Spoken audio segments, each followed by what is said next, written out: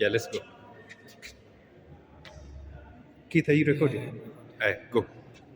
Hi everyone, this is Radul Live, and we're here at Hope Center in Kawangware. But today we are talking about basketball. Yeah, we're here at the basketball court, and allow me to introduce my guest for today.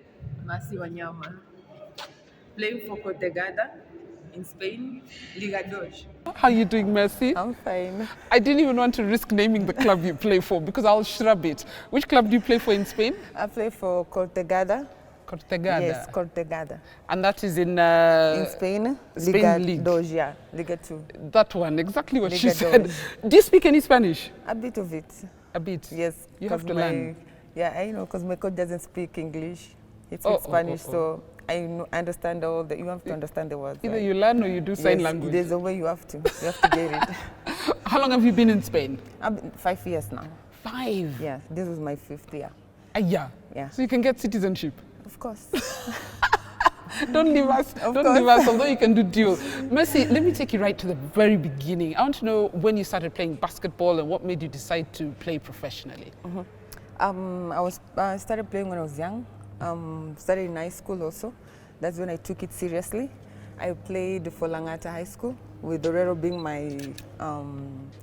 He was the one who was in charge of sports back then. Yes. So then I started playing for Storms after high school. So I used to in Form 2. I started playing the league official, yes. When I was in Form 2, I played for Storms for so many years. Yes. And then, when did the when opportunity come to get bigger? I kept on playing. So I used different coaches. Coach Abel, I used Coach Radhi. I've been through so many, so many coaches. Coach Ben. Played for a while. Then I just felt like I started to feel so competitive because wanted more, wanted to get better. When you work with coaches like Abel, when you work with coaches like Ben, you want to get better and better every single day. So I started to feel like there was no, not in a bad way, but I felt like I needed to be challenged. I needed You've reached the ceiling. Yes, I needed, more Experience. Exactly. So that's when I told my brothers. You know what? I think I'm ready to play pro like you guys. So my brothers was like, yeah, we have not seen you in the gym for a while. I'm like, I've never been in the gym. So he threw me there for 2 months. That's when To get serious. Yes, to get serious. Or to see how serious you are. Yes, and that's when I feel like it was not this serious. It's too much. I almost, throw in the towel. I was like, no, I'm giving up on this. No. But I feel like, no, I've been working so hard, working so smart and all that. So I need to get this thing because I really, really wanted to play pro. So I just said, yeah, let's do it. So I did my gym sessions. It was difficult. Like the coach wasn't, it was so difficult. But I kept my head high, keep going, trust the process, believed in myself. Since I really wanted to play pro, I had to. And that's the difference between playing for fun, playing in school, Yes. and turning pro. Yes. When you start now playing pro, you take it to another level. There's a level where you feel like, you know what, I don't want. It's either, there's no two ways. It's either you keep on doing or you give up. There's no any other way. There's no, this is brother Nani. That's the good thing about pro. They don't care where you're coming from, the Wanyama, so your father is a president. No, you just have to show us the work. It's you, it's Yes, Mercy. yes. And by bro, for those who don't know, Victor Wanyama and Mariga and I need to stop Hesky. calling him Hesky. Yes, it's That's Thomas. not an identity. His Thomas. real name is Thomas Wanyama, but the people yeah. call him Hesky. Yeah. So they supported you to take it, basically to go out of the country. Yes. So where did you go first? I still went to Spain, but I played for a team called Encino. Encino was my first. That's where I started pro. Actually, I went for trials first. Yes, and I feel like so many of our players, when you go for trials and you fail, you feel so bad. When you come back, people make fun of you. It's not necessary. That thing is not easy. It's too hard. We give our best. If somebody goes there and don't make it, don't give up. Go the second one, the third one, because I believe that if it's your time, it's your time. So I went for my first trial, and yes, I got it. You got to your first trial? Yes. I would say that my brothers were right. The gym situations, And I worked with Abel also before I went for trials, in the ball work, some few stuff, just polish. Yep. I was, yeah. So in the 5 years you've been there and coming back as well to play for Kenya national team, what have you found that what's the key experience you've gained by playing in another country? Basketball Both has in terms changed. of management and the game itself. Yeah, management we're still down a bit. We need more we need still more indoors fields, courts. In terms of facilities. Facilities, of course, yeah. Facilities. That must we be need like more night and day, yeah? facilities. I'm seeing that there's a lot of, now they're building facilities outdoors. I also feel like should be also more of indoors. Because when you're a professional player, you need to be professional in everything. You can't be a professional player and you're training outdoor. I'm not saying it's a bad thing. Once in a while, yes. But you have to do it indoor because that's where you'll be playing the whole season. Yes. And also, we need to get things right. Now, basketball has changed. Yes. The basketball has changed and we need to get new things. Like if the basketball change, our coaches here have to notice that, adapt that. That's something that they need to know. Like this and this is changing, this and that has changed. We need to adapt and we need to, take over from that place. I can't be coming back and, it's the same basketball. It's just basic all the time, no. So basketball has changed a lot. How has basketball changed? Because I know if you ask me about football, I know everything about football. Basketball, I'm a little bit green. But I know things like technology come in, being able to track your own performances, things like that. In terms of basketball, like you've just seen me working out, there's no way my coach has told me throw the ball outside and start running up and down. When you want to, like last month I went to Karura, I was just running because I needed to lose a bit of the weight and I needed to, get my, I needed to get the nini right. Because when I've added weight, it's a bit difficult for me to just come in and start doing my ball work. I need to. Your physique has to be correct. Yes, it has to be correct. That's why I took a month to just run in Karura with the help of my brother Harry, just run.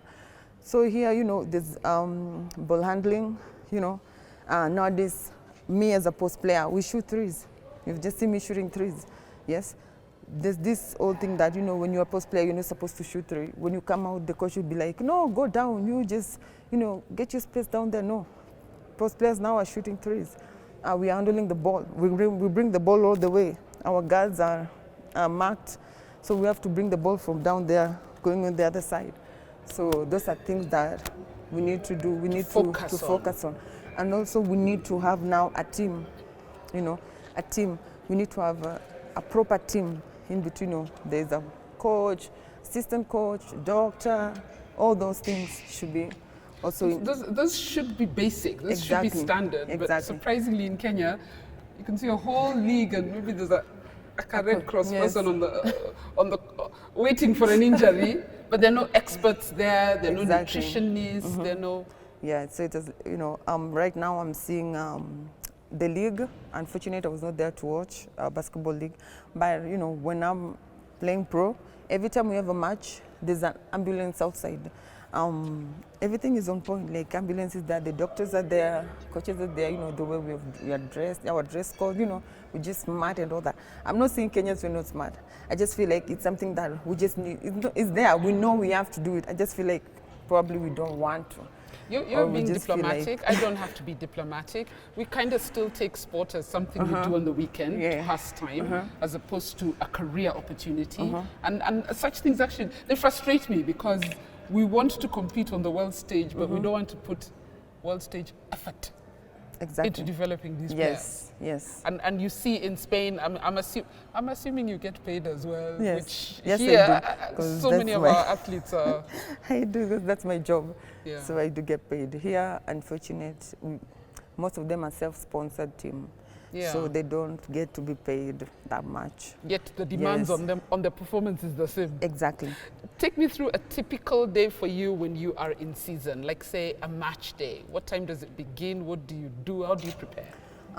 Wake up in the morning, go by 9 I'm awake, have my breakfast already. We have to go to the court because we have to do the shoot around as a team. So it starts at 10:30. So by 10 you should be there. So I'm always there by 10. Coach comes in between, we have a trainer, we go through everything. The coach steps in exactly at 10:30. Is when now we start, shoot around and Kenyan everything. time. Exactly, no Kenyan time. No Kenyan time. So we shoot around. Once we are done, we go back home. If you want to take shower in the gym, if you prefer going at your place, it's up, it's up to you, because we have parents also. So most of them prefer going home. Most of us our kids are back here, we just take it home or either way. Then after that, we have a lunch at 1 exactly. Then the game starts at 7. So we are at 5:30 warming up. You are warming up as a player person, do your shots. What have you eaten between 1 and 7? Between 1 and 7, I take most of the time when I have a match, I just take spaghettis. Spaghetti and chicken. Sorry, your brother Victor just came to mind, because I think that was the most retweeted tweet ever from Tottenham. That he eats like spaghetti. Chicken, yes. Spaghetti and chicken, or pasta, or because we can't have ugali at that moment. Yeah, and then probably have some orange juice or some water, depending on how you, yes. And then 7, the match. Yes, and then you have bananas in between. That's something that, Energy. the team provides also, yes. So if you came late, running, you didn't have time you forgot your banana, the team got you. So we have bananas there, you just... And then mentally? Because sport is mental as well. Yeah. Me, what I do is just, I make sure I've spoken with my son. I have to speak with my son either way. Oh, that's nice. Yes, I have to wake up in the morning, I have to have a conversation with my son. I have to have a conversation with my mom as well. And my mom always pray for me before I have any matches. So I have to have a conversation with 2 of them. And then I have to alert my brothers, like, I'm playing, so at this time you watch. Because that's the only way we can correct each other. That's how we do it. We correct each other by them watching me. Yes. So there's a lot of teamwork. Yes, there's a lot of teamwork. Yes. I like that mental preparation, because then by the time you get on the court, you're at peace. Yes. And you're calm. Yeah. And then, so everyone knows that now Mercy is going to play. Everyone, my son watching, my mom, my brothers, boyfriend Radul is there picking clips. I want us to take a very short break. When you come back, I want to talk a little bit about playing for the national team, what it felt like to get a national call-up, and what's in store for the future, for Mercy. So guys, we're going to take a short break. We'll be back just now. Don't go anywhere. This is Radul Live.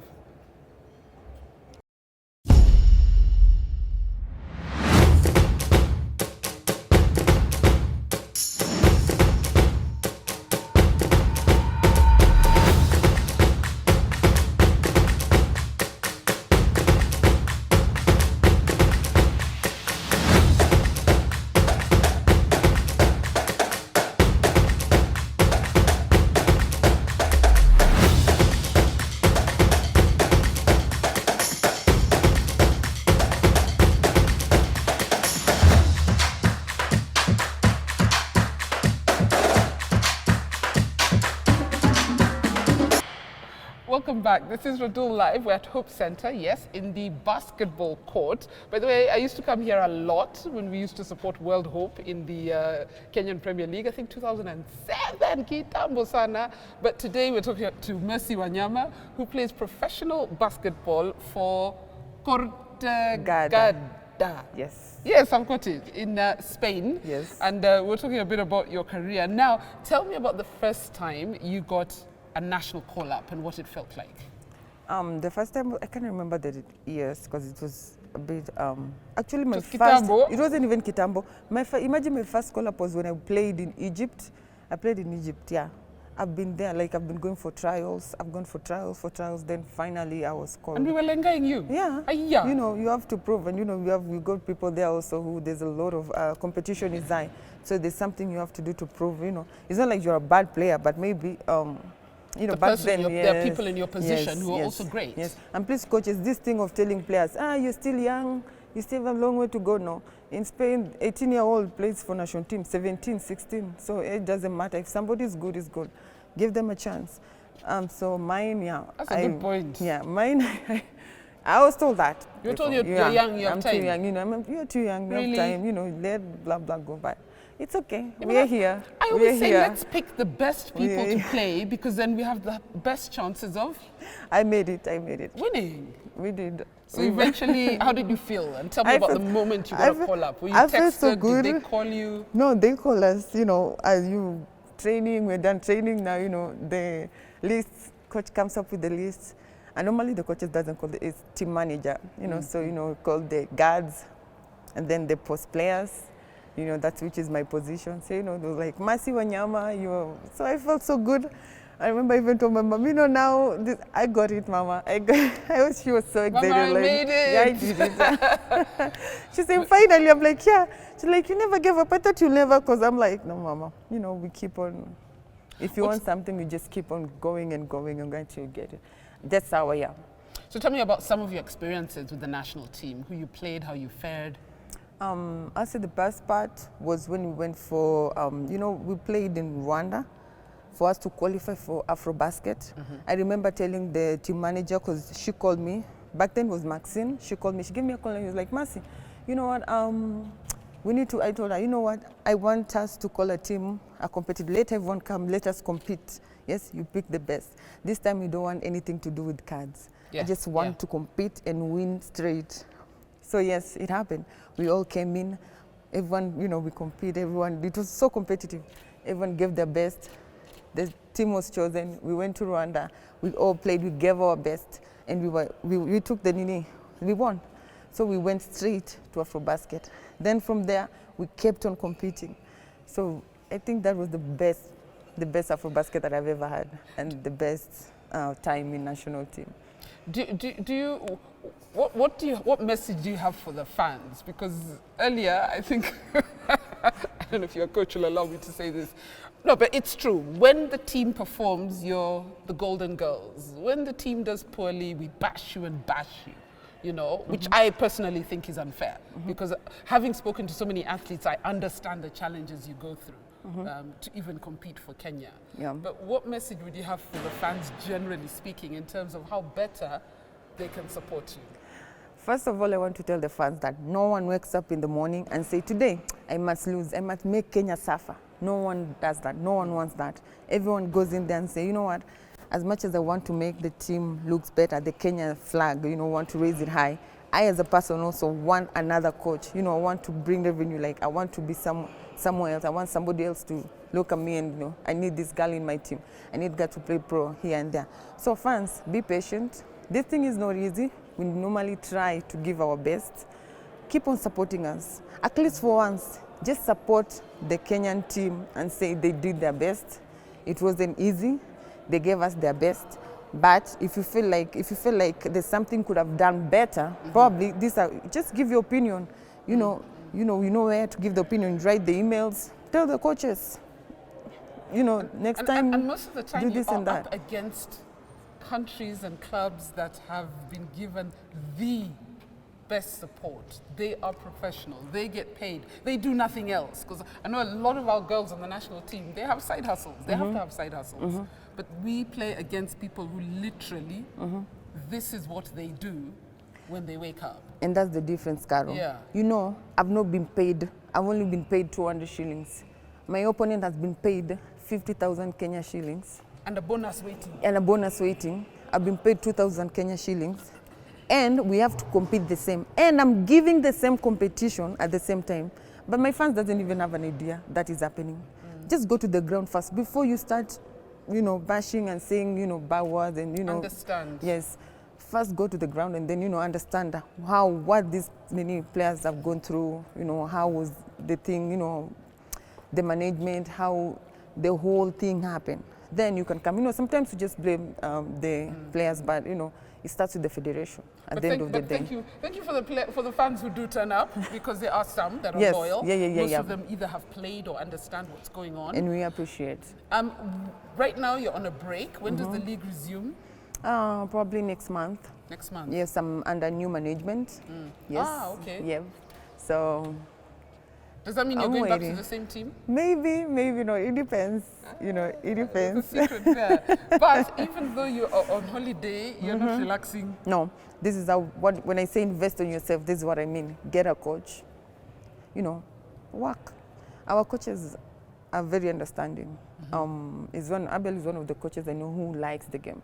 You know, you don't necessarily have to pay him. You know, if you can't be able to pay, as long if you show up, he will show up. You know, and so when we say invest in yourself, it doesn't mean, you know, just buy good shoes, good pair of shoes, keep them in the house. No. And wait for the club to manage you. Manage yourself. Yes, manage yourself. This is what I mean. That's a very good lesson. Work out, and wait. So I'm ready. I'm ready. I don't know when it's gonna happen. All I know is I'm ready. Yes. Can one day we see you in is it WNBA? Is it possible? That's the whole idea. Manifestation. I have to. We're manifesting the WNBA. I have to. That's the dream. But anything is possible. Yeah, that's the dream. It's not like I don't appreciate where I am. I appreciate so much, but I want to, you know, higher. That's where I'm aiming right now. So. I just want to wish you the best. Thank you. I want to say thank you for speaking to Radul Live. You're welcome. I saw your video, I was like, Mercy's around. I need to find her. Because I stalk you a lot. And then I see all your brothers and sisters tagging you. And I'm like, because Kenyans need to know what our athletes are doing. I and agree. we appreciate, there are those who appreciate you. So I want you to know that. Yeah. We are grateful and happy. Our fans, people like you, or, you know, you appreciate, you support us 100%. I really thank you very much for that. It kind of frustrates me when I see the talent we have, and then a lot of it will drop off before they make it because of other circumstances. So unfortunate. People, and it's not their fault. Yeah. People have to put food on the table. Yeah. You know? I agree. So big up for sticking with it. And, thank you. Wow. Yes, I hope you've enjoyed our conversation today and your introduction to Mercy Wanyama. For those of you who didn't know her, some of us have been following her for years. By the way, I stalk athletes. That is what I do. I stalk athletes and always make sure I give them a big up when I can. But I just want to say thank you for watching Radul Live today. We've been talking about basketball, and now I'm going to be taught something, at least like I can throw. Yes. Does it matter that I'm so short? No, it doesn't matter. It doesn't matter. I hope you get this, eh? If I score a basket, I'll lose my lunch.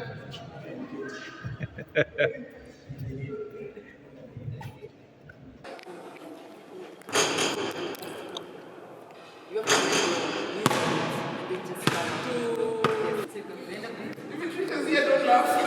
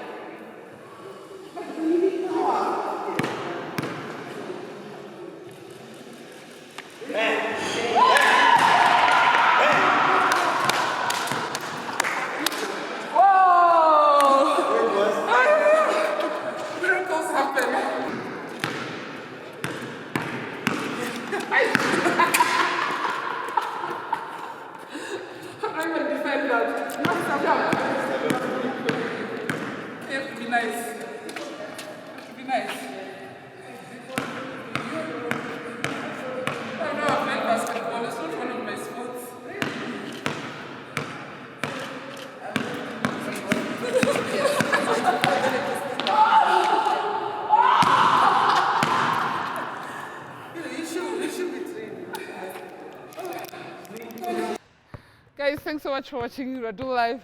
Yep, today we've been talking about basketball. I've been schooled.